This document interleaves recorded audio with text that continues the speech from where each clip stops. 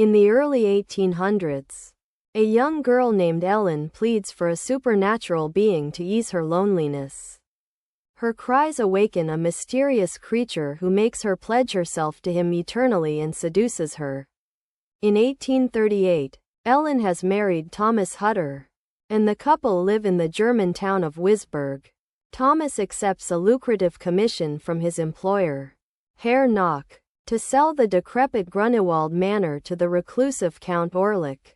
Ellen, disturbed by a pleasurable dream of marrying death, begs Thomas to stay. To no avail, he leaves her in the care of his wealthy friend Friedrich Harding and his wife Anna, along with their two young daughters Clara and Louise.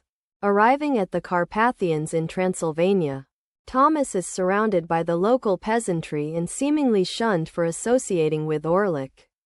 He manages to secure a night at the inn by paying twice the rate and is warned by an old woman not to visit Orlik. That night, he witnesses a group of Roma exhuming and impaling an alleged vampire's corpse with a stake, making the corpse expel blood. The following morning, he finds the hamlet deserted and his horse gone. He continues on foot until an unmanned carriage carries him to Orlok's castle.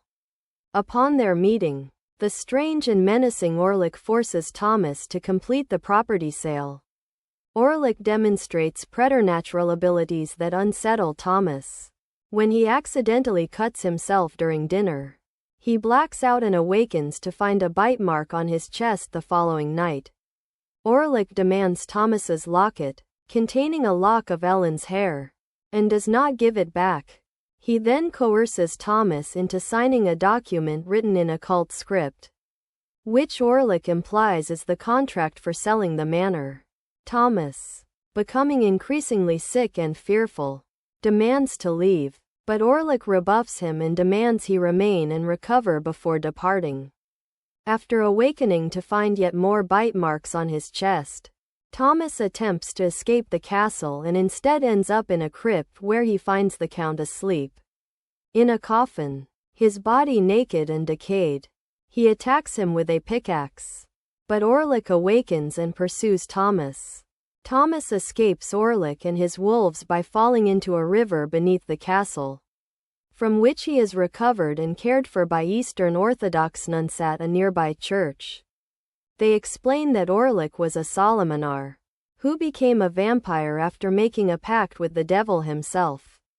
Meanwhile, Orlik sets sail for Wisburg inside his coffin on a ship with plague-carrying rats, killing the crew during the voyage. Dr. Wilhelm Sievers, unable to treat Ellen's frequent sleepwalking and seizures, consults with his former mentor, Albin Eberhard von Franz, a Swiss scientist ostracized for his occult beliefs. Von Franz believes Ellen is under the spell of a demonic, plague-bearing vampire called the Nosferatu. Nock is institutionalized after killing and eating sheep raw. Sievers and von Franz search Nock's office, believing he serves the Nosferatu, who they discover is Orlik. Thomas returns to Wisburg as Orlok's plague ravages the populace. Nock escapes, killing a porter, and escorts Orlik to Grunewald Manor. Orlik appears to Ellen and confesses that, while he is incapable of love, her pledge has intertwined their destinies and made his desire to possess her insatiable. The document he tricked Thomas into signing is revealed to void the Hutter's marriage. Knowing that his bond with Ellen cannot be sustained by force, Orlik says she must willingly submit to him within 3 nights, else he will kill Thomas and allow the plague to consume Wisburg. Ellen later has troubled sex with Thomas after confessing her past with Orlik. Orlik retaliates by killing Anna and her children. Driven mad with grief, Friedrich dies from the plague while violating his wife's corpse. Von Franz's research suggests that the Nosferatu can be destroyed by a fair maiden's willing sacrifice. Knowing only she can stop the plague, Ellen conspires with von Franz to keep Thomas away.